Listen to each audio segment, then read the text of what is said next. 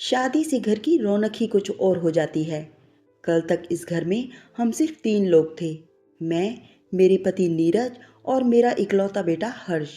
नीरज और हर्ष के ऑफिस चले जाने के बाद घर मुझे काट खाने को दौड़ता था, समय काटे नहीं करता था। और अब 4 दिनों से हालत ये है कि मुझे घड़ी की तरफ आंख उठाने का भी मौका नहीं मिल रहा है। इकलौते बेटे की शादी में माँ को सांस लेने की फुर्सत मिले भी तो कैसे।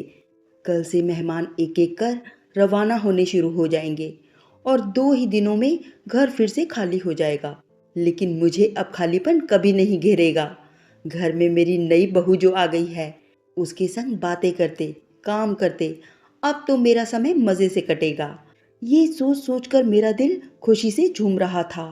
एक तरफ घर में नई बहू के आने का एहसास मुझे गुदगुदा रहा था, तो दूसरी ओर कुछ चिंताएं भी घेर रही थीं। अपने बेटे हर्ष के प्रति जितना मेरा झुकाव है, उतना ही उसका भी मेरे प्रति लगाव है। मम्मा मम्मा करते जुबान नहीं थकती उसकी। घर में जितने सदस्य हैं उतने ही नौकर हैं, फिर भी अपने हाथों से उसके सभी काम करने से ही मुझे संतुष्टि मिलती है।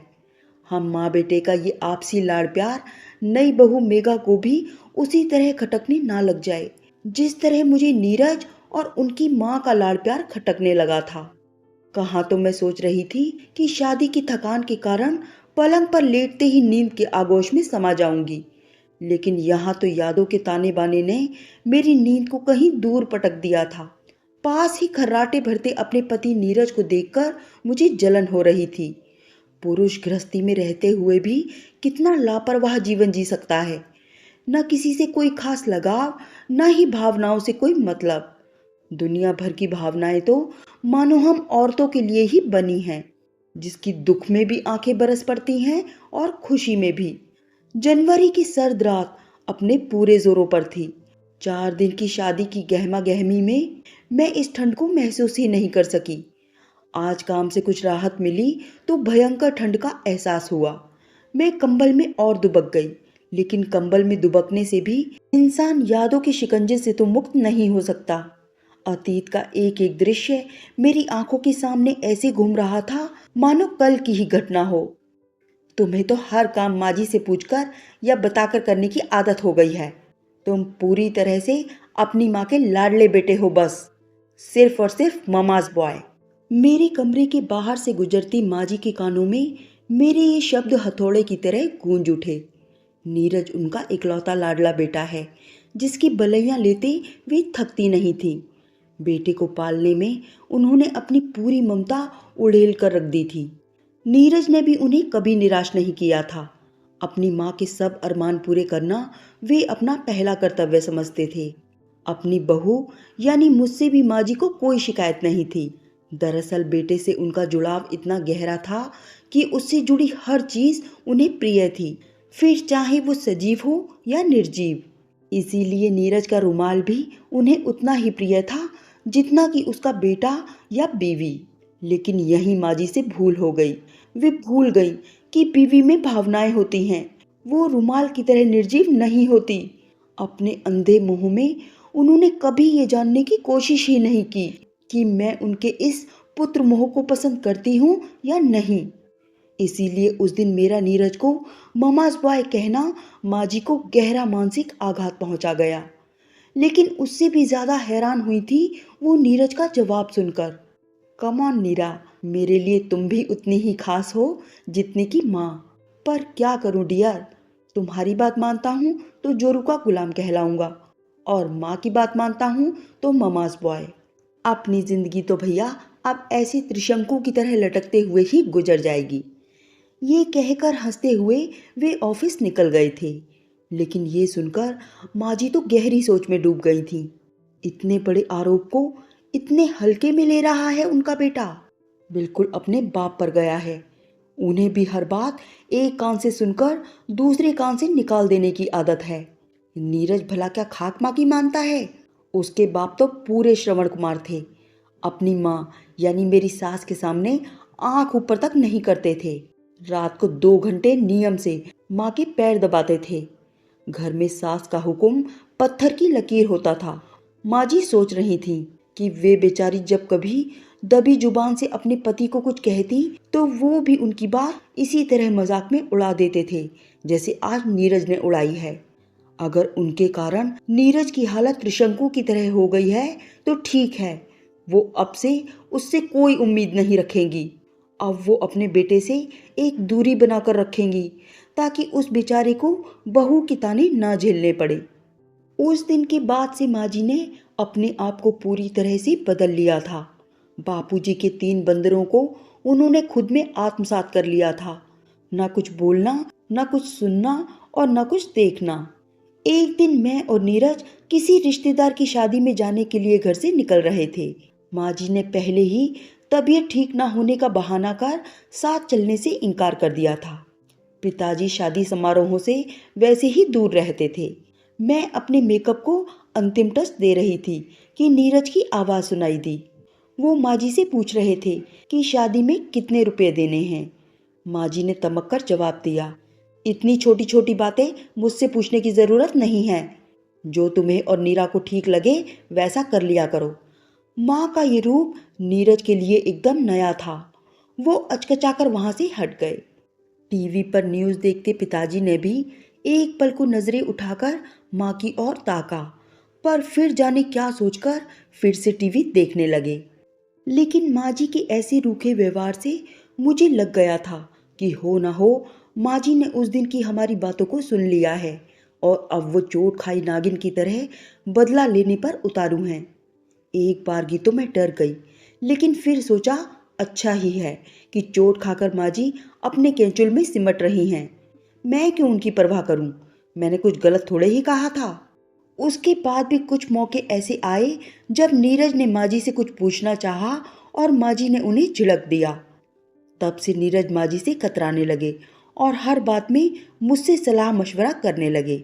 शायद मेरा अहम यही चाह रहा था, लेकिन अपने इकलौते बेटे पर अपना एक अधिकार टूटते देख माँ जी कुंठित रहने लगी थी। ये कुंठा समय असमय झल्लाहट बनकर उनके सीने से निकल पड़ती। मामा जी के पोते के मुंडन संस्कार के समय ऐसा ही वाकया हुआ था। इकलौती बहन होने के कारण माँ जी और संग में पिताजी को फंक्शन में जल्दी पहुंचना था। तय हुआ कि मैं नीरज के ऑफिस से आने के बाद उनके संग पहुंचूंगी। पोते से बहुत ज़्यादा लगाव होने के कारण माँ जी ने हर्ष से अपने संग चलने को कहा, लेकिन उसने ये कहकर इनकार कर दिया कि वो अपनी मम्मी के संग आएगा। बस माँ जी का दबा हुआ आक्रोश फूट पड़ा। हाँ हाँ, अपनी मम्मी के संग ही आना। तू तो अपनी माँ का लाडला ममास बॉय जो ठहरा। ये सुनते ही मैं तुरंत समझ गई कि मेरा तीर मुझ पर ही चलाया जा रहा है, पर मैं कहाँ पीछे हटने वाली थी। मैंने तुरंत हर्ष को अपने सीने से चिपका लिया और कहा, ठीक है, माँ का लाडला माँ के साथ ही आएगा, आप जाइए। मेरी इस हरकत से माँ जी और चिढ़ गई और बोली, पर कल को इसकी बहू को ये माँ बेटे का लाड़ प्यार पसंद नहीं आया तो? ये सुनते ही मैं भी तुनक कर बोली थी, माँ जी, मैं उन माँओं में से नहीं हूँ जो बेटे की शादी के बाद भी उसे अपने पल्लू से बांधे रखती हैं। शादी के बाद हर्ष की अपनी गृहस्थी होगी, जिसे वो अपनी मर्जी से और अपनी बीवी की सलाह से चलाएगा। मैं उनकी गृहस्थी में कभी भी दखल नहीं दूंगी और एक आदर्श माँ बनकर दिखाऊंगी। इतनी देर में पिताजी ऑटो ले आए थे, इसीलिए हम सास बहू की तकरार वहीं खत्म हो गई। माँ जी ने उस दिन के बाद अपना मुंह पूरी तरह से सिल लिया था। घर की शांति के लिए नीरज ने भी चुप्पी साधना ही बेहतर समझा। पिताजी की तरह वो भी धीरे धीरे अपने में ही मस्त रहने लगे, हर समय ऑफिस की फाइलों में लीन। रिटायरमेंट के बाद फाइलों की जगह अखबार और मैगजीन्स ने ले लिया। पिताजी का अब तक स्वर्गवास हो गया था। माँ जी उम्र के अंतिम पड़ाव पर थीं। हर जवान हो चला था और मेरी उम्र भी बढ़ चली थी, पर अब मैं माँ जी के मन की हालत को समझने लगी थी। बेटे पर अपना एकाधिकार छिन जाने का डर मुझे भी कुछ कुछ सताने लगा था। माँ जी के प्रति मेरा आक्रोश अब हमदर्दी में बदल चुका था, पर मैं उसे व्यक्त करने में हमेशा हिचकिचाती रही। और फिर बेटे के प्रति स्नेह का सागर दिल में समेटे ही एक दिन माँ जी भी इस लोक से विदा हो गई। आज घर में नई बहू के आगमन के साथ ही माँ जी से जुड़ी सारी यादें फिर से जिंदा हो उठी हैं। घर की शांति बनी रहे, इसके लिए माँ जी ने अपनी ममता के उफनते ज्वार को काबू में कर लिया था। मैं भी आज से हर्ष और उसकी गृहस्थी से जुड़े समस्त अधिकार नई बहू मेघा को सौंपती हूँ। माँ जी के सामने मैंने जो आदर्श माँ होने का दंभ भरा था, उसे हकीकत में करके दिखलाऊंगी, ताकि कल को कोई और बागी नीरा ना पैदा हो जाए। इस मजबूत इरादे से मेरे अशांत मन को गहरी शांति मिली और मैं जल्दी ही नींद के आगोश में समा गई। आधी रात के बाद मेरे कानों में मम्मी जी की फुसफुसाहट सुनकर मैं चौंक कर उठ बैठी। नई बहू मेघा मुझे उठाने की कोशिश कर रही थी। फुसफुसाहट इस बात का संकेत थी कि उसे नीरज के उठ जाने का डर था। किसी अनिष्ट की आशंका से मैं कांप उठी। कहीं पहली रात में ही हर्ष ने अपनी मम्मा के प्रति लाड़ जताते हुए कुछ ऐसी वैसी बात तो नहीं कह दी कि मियाँ बीवी लड़ बैठे हों और मेघा मुझे बुलाने आ गई। मेरी घबराहट भांपकर मेघा फिर से फुसफुसाई, हर्ष की तबीयत कुछ ठीक नहीं है, आपको बुला रहे हैं। मैं नंगे पांव बिना शॉल लपेटे ही मेघा के पीछे हो ली। हर्ष बेटी क्या हुआ? घबराओ नहीं माँ, शादी में इतने दिन उल्टा सीधा खा लेने से मेरा पेट गड़बड़ा गया है। 5 बार दस्त हो चुके हैं। मैंने सोचा आपसे कोई घरेलू दवा बनवा कर खा लूंगा तो तबीयत संभल जाएगी। मैं अभी बना कर लाई बेटा, कह कर मैं उल्टे पांव रसोई की ओर जाने लगी। तभी मुझे अपने कुछ समय पहले किए गए फैसले की बात याद आई और मैं वहीं ठिठक कर रुक गई। इतिहास अपने को दोहरा रहा था। अगर हर्ष इसी तरह अपने हर काम के लिए मुझे बुलाता रहा तो कोई हैरानी की बात नहीं कि कल मेघा भी उसे ममाज बॉय कहेगी, जो मैं बिल्कुल नहीं चाहती थी। मुझे आज पहले दिन से ही हर्ष की देखभाल की संपूर्ण बागडोर मेघा को सौंप देनी चाहिए। ये सोचकर मैं वापस मुड़ी। क्या हुआ माँ? हर्ष ने पूछा तो मैं बोली, बेटा इतने से काम के लिए तुमने मुझे क्यों बुलवाया? अब तुम्हारी सार संभाल के लिए मेघा तुम्हारे पास है। तुम्हें उसे सौंपकर मैं बिल्कुल निश्चिंत हो चुकी हूँ। अब तुम अपनी ज़रूरत उसे बताया करो। जी मम्मी जी, मैंने इनसे कहा भी था कि मैं बना लाती हूँ। मेघा खुद को दोषी मानकर बौखला उठी थी। ये देखकर हर्ष बोला, मम्मा मेघा को अभी घर की ज्यादा जानकारी नहीं है, फिर उसे सही मात्रा भी पता नहीं होगी। वैसे भी अपने कामों के लिए मैं आपके अलावा किसी पर भरोसा नहीं कर सकता। अपनी तारीफ सुनकर मैं खुश हो गई और तुरंत रसोई की ओर लपकी।